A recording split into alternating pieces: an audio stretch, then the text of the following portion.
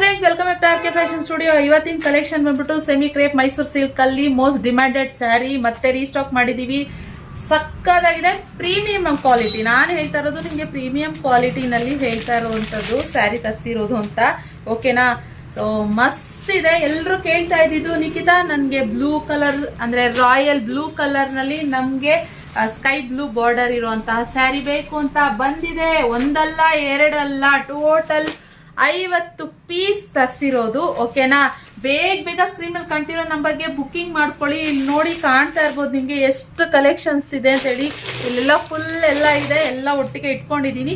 Okay, ಬೇಗ screen ಮೇಲೆ ಕಾಣ್ತಿರೋ ನಂಬರ್ಗೆ ಬುಕ್ಕಿಂಗ್ ಮಾಡ್ಕೊಳ್ಳಿ.